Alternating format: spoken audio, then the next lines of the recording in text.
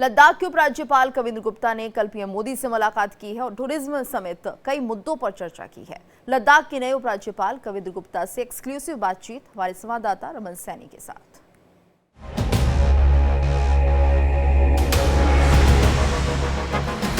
नमस्कार, आप देख रहे हैं इंडिया डेली का खास कार्यक्रम। आज हमारे साथ जम्मू कश्मीर के एक ऐसे कदावर राजनेता मौजूद हैं जो जम्मू में 3 बार मेयर की कुर्सी पर आसीन हुए। पहली बार जब विधानसभा का चुनाव लड़ा तो सीधे स्पीकर के पद पर आसीन हुए और उसके बाद जम्मू कश्मीर के डिप्टी चीफ मिनिस्टर। अब केंद्र ने उन्हें लद्दाख जैसे संवेदनशील इलाके का कार्यभार सौंपा है। जी हां, हम बात कर रहे हैं लद्दाख के उपराज्यपाल कविंद्र गुप्ता। सर, बहुत बहुत स्वागत है आपका। धन्यवाद। सर, आपका राजनीतिक जीवन बहुत उतार चढ़ाव से बड़ा हुआ रहा है। काफ़ी परिश्रम आपने अपने राजनीतिक जीवन में किया। लद्दाख पर आपको कार्यभार संभाला गया है, उस पर बातचीत करने से पहले आपकी राजनीतिक जिंदगी कैसी रही है, कहां से शुरुआत हुई है, कैसे आप राजनीति में आए और किस तरीके से उतार चढ़ाव भरा समय देखते हुए आज आप इस मुकाम तक जो है पहुंचे, इसके बारे में हमारे। देखिए, नंबर 1 तो आपने भूमिका में जो कहा, महान हस्तियों के साथ, मुझे लगता है मैं कि साधारण कार्यकर्ता हूं।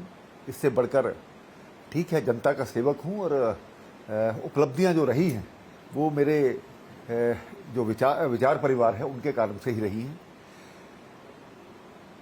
जहां तक राजनीति का सवाल है, मैं आपके बताना चाहता हूं, मैं शुरू से राष्ट्रीय स्वयंसेवक संघ का एक स्वयंसेवक के नाते मैंने काम शुरू किया। मेरा जन्म अखनूर में हुआ है। समैलपुर हमारा जो बड़ी ब्राह्मणा के पास है, पुराना गांव है। और जब मेरा जन्म हुआ उसके बाद पिताजी की ट्रांसफ़र जो पंजाब में हो गई, संगरूर नाम का एक वो ज़िला है, उसके बाद हर 3 या 4 साल बाद उनकी ट्रांसफ़र हो जाया करती थी। सेंट्रल गवर्नमेंट के डिपार्टमेंट में थे, पोस्ट एंड टेलीग्राफ। और उनको ये रहता था, कभी भी जब मैं किसी शहर में जाता था तो वो स्वयं जाकर के किसी चौक में खड़े हो जाते थे। उस वक्त जो निक्कर डालने वाले, क्योंकि संघ की जो गणवेश थी वो निक्कर थी, तो उनको ला करके घर में लाते थे और कहते थे कि हमारे बच्चों को आप शाखा में लेकर के जाइए। मुझे याद है, जब से मैं पैदा हुआ, दूसरी क्लास में था, मैंने अपने आप को संघ स्थान पर ही पाया। चलते रहे और उसके बाद जब थोड़ी होश संभाली तो उस वक्त मैं 8वीं क्लास में गुरदासपुर में था। उससे पहले फिरोजपुर में रहा, जो बॉर्डर का एरिया है। वहां पर मैं अक्सर, जब मैंने साइकिल चलाना सीखा तो मैं साइकिल चलाते चलाते भगत सिंह, सुखदेव, राजगुरु की समाधि पर पहुंच जाता था, सतलुज दरिया के किनारे। वहां से प्रेरणा मिलती थी, वहां से जो शंख सिप्पियां वो इकट्ठी करके मैं लाता था। तो धीरे धीरे वो स्थान, क्योंकि हुसैनी वाला बॉर्डर जो है वहाँ पर वो डाक एक्सचेंज होती थी उस वक्त, और काला अंगूर जो पाकिस्तान का था वो उधर से आता था। हम अक्सर खाने के लिए थोड़ा सा वहाँ से डाक वाली गाड़ी में बैठ करके चले जाया करते थे। उसके बाद ये एक 23 मार्च को जब भगत सिंह का वो इनका शहीदी दिवस, और उसके बाद ही इनका जन्मदिन जब होता था, बैसाखी वाले दिन वहाँ मेला लगा करता था। मुझे प्रेरणा मिली भगत सिंह से। और भगत सिंह के जो भतीजे थे वो हमारे साथ ही शाखा में आया करते थे। अच्छा। अबे सिंह और बाबर सिंह, वही याद है। गुरदासपुर पहुंचा। गुरदासपुर में साल 1.5 साल, तब 1971 का युद्ध वहां पर शुरू हुआ। जब मैं गुरदासपुर जिस साल में मैं गया तो वहां पर पोस्ट ऑफिस के क्वार्टरों में हम रहते थे। तो जब कोई फौजी आते थे तो उनको चाय पिलाना, ये करना, इस तरह का शुरू से ही मेरा वो रहा। उनके प्रति जो वहाँ पर युद्ध कर रहे हैं उन सेनानियों को प्रयास किया। और इसके साथ ही मैं वहाँ भी संघ में जाया करता था। 1975 में देश में इमरजेंसी लगी, और देश में इमरजेंसी लगने के पश्चात तब मैंने कुछ होश भी संभाला था। और मुझे लगता है कि व्यक्ति जब 13, 14, 15 साल की उम्र में आता है तो उसको सब समझ होती है। शाखा में जाने के कारण से आरएसएस पर बैन लगा दिया गया। तो हमें जो काम मिला, पोस्टर लगाने का काम मिला, साइक्लोस्टाइल मशीन से पोस्टर छापने का काम मिला। स्कूलों में जाकर के ब्लैक बोर्ड्स पर स्कूल लगने से पहले ही वहाँ कुछ लिख देना, इस प्रकार ये जुल्म तशद्दुद है, क्यों बेतहाशा डेमोक्रेसी का है ये जनाजा। इंदिरा गांधी के प्रति वहाँ जो नसबंदी के 3 दलाल इंदिरा, संजय, बंसीलाल, इस प्रकार से बंसीलाल हरियाणा के मुख्यमंत्री हुआ करते थे। एक रात हमारा एक मित्र, उसका नाम था विजय वर्मा, अभी थोड़ी देर पहले ही उनका देहांत हुआ है, मेरे परम मित्र थे वो। उसके पिताजी भी पोस्ट ऑफिस में सर्विस किया करते थे, हमारे सामने वाले क्वार्टर में रहते थे। वो रात को पकड़ा गया, हम पोस्टर लगा करके रेलवे स्टेशन से दूसरी जगह, और जब पुलिस मेरे पीछे भागी तो मैंने उस वक्त सीवरेज का काम वहां पर हो रहा था, मैंने साइकिल अपना सीवरेज में फेंका और नीचे सीधा सीवरेज में चला गया।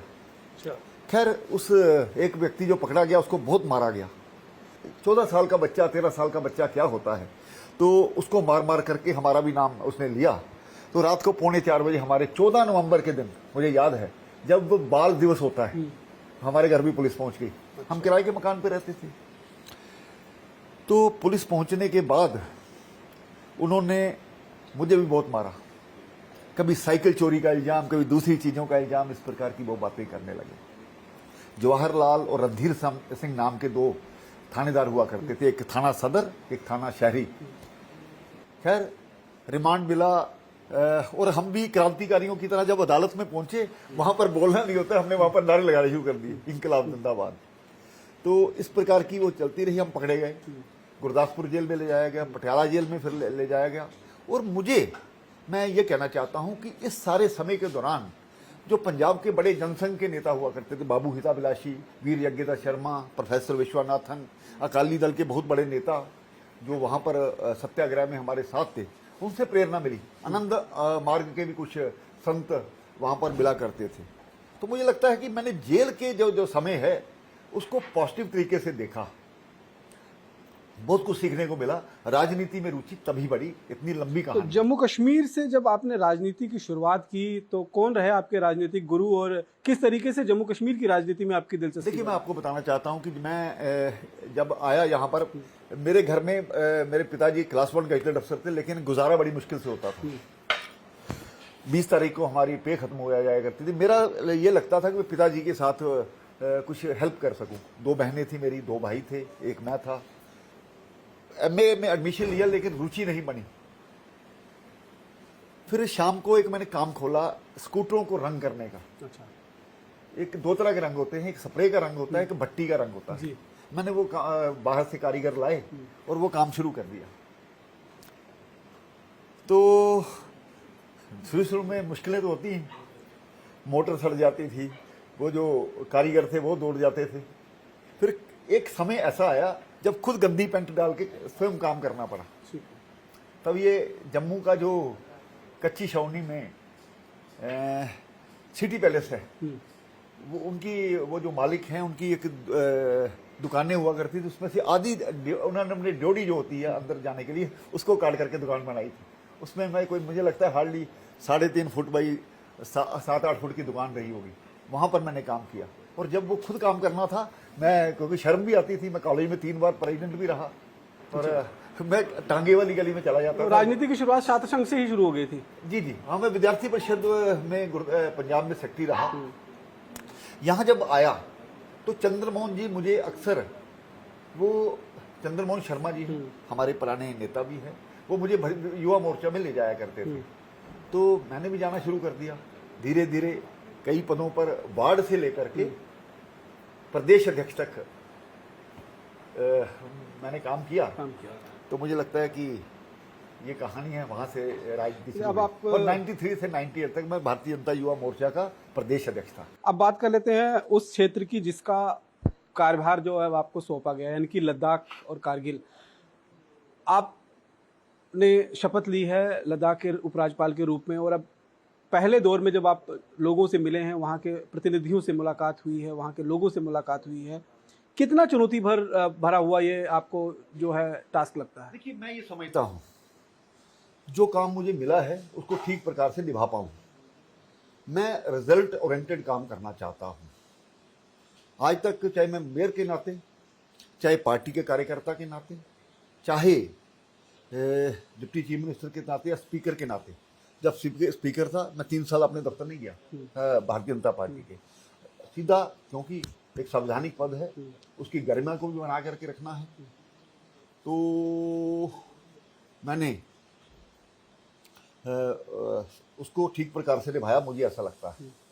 हालांकि जम्मू कश्मीर की विधानसभा में अलग अलग तरह की चुनौतियां रहती हैं, सभी दलों को साथ में लेकर के चलूं, ऐसा मेरा प्रयास रहा। एक नई मांग जो है उनकी 6th शेड्यूल के अंदर शामिल करने को लेकर एक मांग जो है वो उठाई जा रही है लद्दाख के अंदर।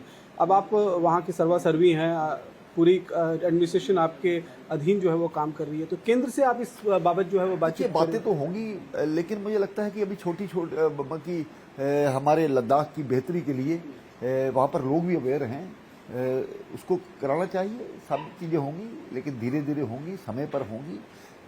केंद्र सरकार किस कारण से वो सारी उनकी बातें सुनी है और उनको माना भी है, तो आगे भी मैं बात करूंगा, जो संभव हो पाएगा वो होगा। एक नई मांग और उठ रही है, वो सुनने में आ रहा है कि वहाँ के लोग ये समझ रहे हैं कि जो जनप्रतिनिधित्व उनका होना चाहिए था, उसकी कमी ना कहीं ना खल रही है, क्योंकि विधानसभा वहाँ पर नहीं है। जैसे पांडिचेरी में विधानसभा है, दिल्ली में विधानसभा है, जम्मू यूनियन टेरिटरी में विधानसभा है, लद्दाख में विधानसभा। लद्दाख हिल डेवलपमेंट काउंसिल, वो दोनों जो कारगिल में उसमें है। हमने 5 नए जिलों का निर्माण किया है, 7 जिले हो गए हैं। पहले उसको ग्राउंड स्तर पर उतार सके, धीरे धीरे सोचा जाएगा उसके बारे में। ऐसा भी कुछ नहीं है कोई हार्ड एंड वो इस पर कोई केंद्र का रुख जो स्पष्ट होगा, मैं अपने ऊपर लीडरशिप से बात करूंगा, उनसे भी बात करेंगे। लेकिन इस सारी चीज़ों में लद्दाख में जो एक स्कोप है या लद्दाख का जो विकास है उसको आड़े नहीं आना चाहिए। लद्दाख को कोल्ड डेजर्ट कहा जाता है, और अभी जिस तरीके से पर्यावरण के अंदर बदलाव चल रहा है, ग्लोबल वार्मिंग के चलते लद्दाख के जो ग्लेशियर हैं वो लगातार पिघलते हुए नजर आ रहे हैं।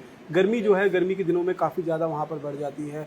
लोग जो हैं वो काफ़ी उस माहौल में वो लोग जिए नहीं हैं। तो वहाँ का पर्यावरण में सुधार हो, उसको लेकर क्या कुछ? देखिए, वहाँ की जनता को अवेयर करना जरूरी है, ऐसी बात नहीं है। बड़े लोग ऐसे, बड़ी एनजीओज भी हैं जो अपना काम कर रही हैं। लेकिन ये जो ग्लोबल वार्मिंग का एक चैलेंज है, ये पूरे विश्व भर में है। और लद्दाख में मैं कंपैरेटिवली वहाँ पर लोग बड़े अवेयर हैं, इसके बारे में सोचते हैं। वो सफाई की व्यवस्था हो या दूसरी चीज़ें हों, वहाँ पर सबसे बेहतर हैं। और आने वाले समय में और भी प्रयास करेंगे पर्यावरण को बचाने के लिए। अभी लेह और कारगिल में आपने कहा कि कुछ मतभेद जो हैं वो रहते हैं। कारगिल जो है वो शिया बहुल है और लद्दाख जो है वो बौद्ध बहुल इलाका है। दोनों में समन्वय बैठाया जाए, एक साथ मिलकर लद्दाख का जो है वो प्रोग्रेस आगे हो सके, इस चीज़ को लेकर मुझे लगता है कि जो मैंने स्टडी किया है, धर्म के नाम पर कुछ नहीं है, लेकिन क्षेत्र के नाम पर थोड़ा सा वो रहता है, लेकिन उसको भी समान करने का प्रयास करेंगे। लेकिन आपको लगता है कि कहीं ना कहीं इन दोनों क्षेत्रों में राजनीति भी जो है वो कहीं ना कहीं रहती है? होता ही है राजनीति, लेकिन एक हेल्दी राजनीति हो, हम वही चाहते हैं। लेकिन एक्सप्लॉइट करने की कोशिश की जाती है, आपको लगता है कई बार? कुछ नेशनल कॉन्फ्रेंस का वर्चस्व वहाँ पर रहा है। ऐसे लोग हर जगह रहते हैं, कुछ ऐसे दल रहते हैं जिनका मकसद नेगेटिविटी होता है, लेकिन इस प्रकार का ना हो, लोगों के बीच में जाकर के काम करूं, और ऐसे मैंने किया भी है। कुल मिलाकर के जो मुझे बताया गया कि 12 ब्लॉक्स हैं वहाँ पर, 2 ब्लॉक्स का मैंने टूर किया है, कारगिल में भी गया हूँ और द्रास में भी गया हूँ। आने वाले समय में सड़क मार्ग से जहाँ मैं पहुँच पाऊँ, लोगों के बीच में जा पाऊँ, ऐसा मेरा प्रयास रहेगा। और जो 5 जिले हैं लगभग, उसमें कोई 40, 50, 23 ऐसे आबादी के मुताबिक बनाए गए हैं। हर घर तक सरकार पहुँच पाए, सरकार सेवा कर पाए, ऐसा हमारी कोशिश रहेगी। लद्दाख अपने आप में देखें तो एक ऐसा चुनौती भरा भूभाग है, भारत का हिस्सा है, जो एक तरफ चाइना से घिरा हुआ है, दूसरी तरफ पाकिस्तान से घिरा हुआ है। तो कई बार जो है वो बॉर्डर के उस पार से कई सारी चुनौतियां जो हैं वो रहती है। जिस तरह से 2020 में हमने देखा कि गलवान, चाइना की हमेशा से ये कोशिश रहती है कि वो जितनी से जितनी ज़्यादा लैंड जो है उसको ऑक्युपाई कर पाए, कोशिश हमेशा से ये रहती है। देखिए, बॉर्डर पर ठीक प्रकार से वातावरण वो हो, भारत सरकार उससे पहले ही वार्ता में भी विश्वास करती है, करती भी है, लेकिन जब कोई आंख उठा करके देखता है उसको सबक भी सिखाती है। सबसे बड़ी बात है जो मेरा सोचना है, इंफ्रास्ट्रक्चर डेवलपमेंट बॉर्डर तक होना चाहिए, और वो हो रहा है। जोजिला टनल का एक माध्यम है। आने वाले समय में जो आर्मी पॉइंट ऑफ व्यू से, सुरक्षा पॉइंट ऑफ व्यू से, मुझे लगता है जोजिला टनल एक बहुत महत्वपूर्ण भूमिका अपनी निभाने वाली है। करेगा। बॉर्डर पर रहने वाले जो लोग हैं, चाहे वो चाइना बॉर्डर पर हो, चाहे वो पाकिस्तान के बॉर्डर पर हो, बहुत सचेत रहते हैं और उन्हीं की बदौलत जो है वो देश की सीमाएं जो हैं वो कहीं ना कहीं सुरक्षित अपने आप में महसूस करती हैं।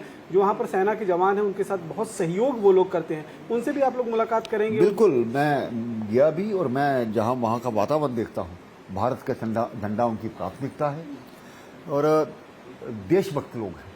मैं उनको सलाम करता हूँ जिस प्रकार की उनकी सोच है। सब चीज़ों से उठकर उन्होंने जो भारत माता की सेवा को अपना सर्वस्व बनाया है, तो मुझे लगता है उसी का परिणाम है कि पोर्टर के नाते, दूसरे नाते वो ऐसी पहाड़ियों पर लोकल लोग हमारे गए हैं और सेना का हमेशा साथ दिया है, सुरक्षा वालों का हमेशा साथ दिया है। तो इसलिए जब जनता साथ में हो तो मुझे लगता है कि कोई ज़्यादा मुश्किल नहीं आती है और शक्ति बढ़ाने की जरूरत है, क्योंकि साधना ही मुक्ति का शुभ द्वार है, शक्ति ही तो शांति का आधार है। चाइना पाकिस्तान से बेहतर हमें अपने आप को बनना होगा। किसी पर हमला करने के लिए हम बनाते हैं, हम अपने आप को शक्तिशाली, ताकि हमारी तरफ कोई आंख उठा के ना देखे, इस प्रकार की एक सोच।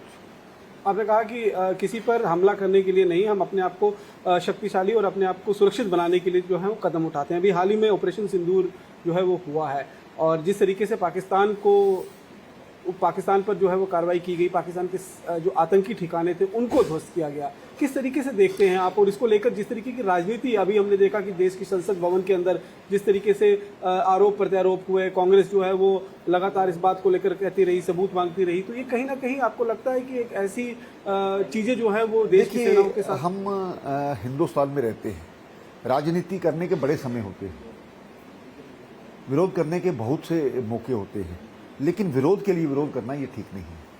खास करके राष्ट्रीय सुरक्षा का जब मामला आता है, देश की एकता और अखंडता का मामला आता है, जब हमारा सुरक्षा बलों का, सेना का बात आती है, तो वहां पर राजनीति करना ठीक नहीं है। पाकिस्तान ये मानता है, हमारे यहाँ पर भारत ने बहुत से अटैक करके उन्होंने उसका प्रूफ भी दिखाए हैं, हम भी यही कहते हैं, लेकिन विपक्ष क्या कहता है ये बड़ा चिंता का विषय है।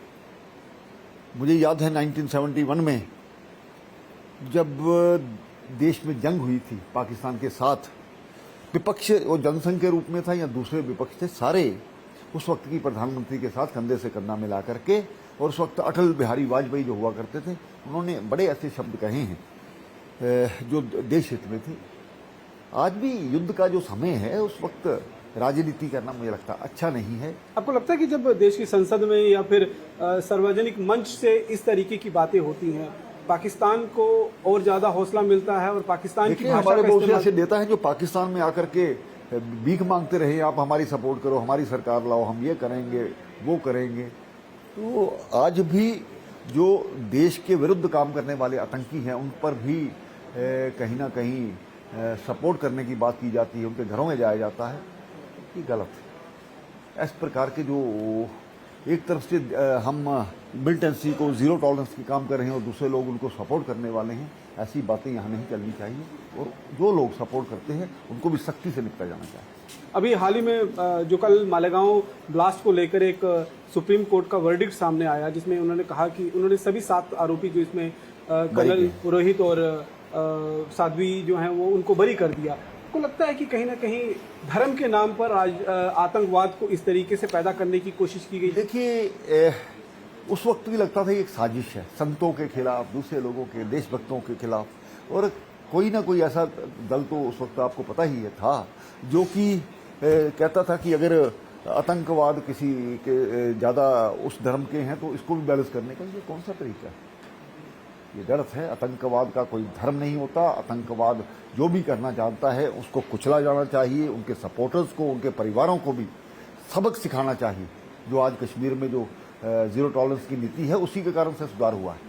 ठीक है, बीच में जो इस पहलगाम जैसे हादसे होते हैं, कुछ लोगों का वहां भी सपोर्ट रहता है। ऐसे लोगों को चिन्हित करके, आइडेंटिफाई करके उनको न्यूट्रलाइज करना चाहिए, तभी ये चीजें पॉसिबल होंगी। मुझे लगता है कि देश हित में कोई समझौता नहीं। मुझे लगता है कहीं ना कहीं पूरा देश जो है वो कहीं ना कहीं सुन भी रहा है, देख भी रहा है कि किस तरीके से शब्दों का इस्तेमाल जो है वो आतंकवाद को महिमा मंडन के लिए किया जा रहा है। इतना राजनीति में गिर जाना और अपनी सत्ता के लिए भीख मांगना, सत्ता के लिए कुछ भी करना ये कोई ठीक तरीका नहीं है। नेशन फर्स्ट और सेल्फ लास्ट का जो एक मंत्र है उसको हर व्यक्ति को अपनाना चाहिए।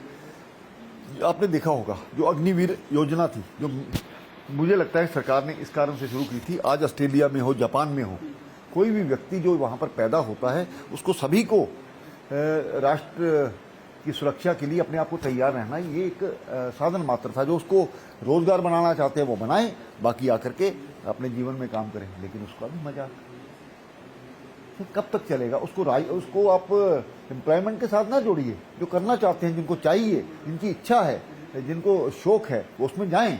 लेकिन हर व्यक्ति को तैयार करना, लेकिन उसका भी विरोध किया जाता है। जब सिटीजन अमेंडमेंट एक्ट की बात की जाती है कि सर्वे भवन्तु सुखना की हम बात करते हैं, और दूसरी तरफ से तब भी आप अपीजमेंट की पॉलिसी करते हैं, appeasement of non justice for all. इस प्रकार की ये भारत एक लोकतांत्रिक देश है, यहाँ सभी समान है। संविधान जब पढ़ो तो पहली लाइन में लिखा होता है, तो उस चीज़ को भी इनको समझना चाहिए। ये तो संविधान चेंज करने की कई बार बातें कर चुके हैं, देश का विरोध करते हैं। ये इमरजेंसी वाले लोग आज भी कहीं ना कहीं देश को खराब करने की कोशिश कर रहे हैं। मुझे ये भी कहने में कोई हर्ज है, जो किसान आंदोलन था, दूसरी चीज़ें था, ये बाहर बैठ करके देश को तबाह करने की एक बहुत बड़ी साजिश हुआ। किस तरीके से आप देखते हैं कि धारा 370 और 35 से जो खत्म किया गया जम्मू कश्मीर से, उसके बाद क्या कुछ बड़े बदलाव जो हैं वो आपको देखने को मिल रहे हैं? देखिए, धारा 370 और 35 से ये जानबूझ करके एक मानसिकता पैदा की गई थी कि जो कि देश के खिलाफ काम करती थी। बाकी वो एक जिद्दी बच्चा रहता है, वो माँ बाप को ब्लैकमेल करता है, वो उस तरह का एक प्रयत्न था। तो मुझे लगता है उसको खत्म किया गया। आज उसके बाद चीज़ें सुधरी हैं। ये देखो कंपैरिजन 2019 से पहले का और 2025 तक का, तो इन सभी चीज़ों में आप देख सकते हैं स्वयं कि जीरो टॉलरेंस की नीति। आज वो हुर्रियत जैसे संगठन जो शरेआम उनके पेट में दर्द होती थी, उनको सालम जहाज दे करके, चार्टर्ड प्लेन दे करके दिल्ली भेजा जाता था। हमारे उस वक्त के प्रधानमंत्री मनमोहन सिंह उनको घर में बुला करके उनसे बातें किया करते थे। कोई बात नहीं, ये जो भारत सरकार की नीति है उसके कारण से यहाँ आज वहाँ का नौजवान चाहता है मैं स्पोर्ट्स में हिस्सा लूँ। वहाँ का नौजवान चाहता है कश्मीर का या कहीं भी का कि मैं इस देश की तरक्की में, इस जम्मू कश्मीर की तरक्की में अपना योगदान दूँ। एक आखिरी सवाल, उपराज्यपाल लद्दाख के रूप में पहली बार आप 15 अगस्त पर तिरंगा झंडा जो है वो आप फहराएंगे, तो क्या कुछ मन के अंदर एक जो है वो एक ठानेंगे कि आज अब आने वाले 1 साल के अंदर आपने लद्दाख के प्रति ये चीज़ें जो हैं वो करनी है? देखिए, टूरिज्म मेरी प्राथमिकता है। वहाँ के लोग देशभक्त हैं, ये मेरे लिए सपोर्ट है। बॉर्डर पर किस प्रकार से हमारे कारगिल के सेनानियों ने, उनकी 26 तारीख को मैं उनके वहाँ पर गया था, मैं उनको सलाम करके आया, उनको देख करके आया कि कैसे उन्होंने, नौजवानों ने अपनी जान पर खेल करके हमारी सीमाओं की रक्षा की है। और आने वाले समय में हमारा लद्दाख का कोई नौजवान व्यापार के लिए, दूसरी चीज़ों के लिए बढ़ाने के लिए जाए, लेकिन अफसर बाहर जाकर के ढूंढे, ऐसा नहीं हम करने देंगे। टूरिज्म में इतना पोटेंशियल है, उसको वहाँ पर ऐसे लोगों को, सभी परिवार के परिवार इन्वॉल्व हों। 3 लाख की जनता है, 1 लाख की आर्मी है, ये कोई बहुत बड़ी बात नहीं है। लेकिन किस प्रकार से केंद्र की मदद लेकर के हम सभी क्षेत्रों को समान विकास कर पाएं, ऐसी मेरी प्राथमिकता है। कविंदर जी, आपने हमको समय दिया, इसके लिए बहुत बहुत शुक्रिया। तो ये थे लद्दाख के उपराज्यपाल कविंदर गुप्ता जी, जिन्होंने बड़ी ही सफाई के साथ और बहुत ही साफ गोई के साथ जो है मेरे सभी सवालों का जवाब दिया। आज के इस अंक में इतना ही। बाकी की अन्य खबरों के लिए आप देखते रहें इंडिया डेली। नमस्कार।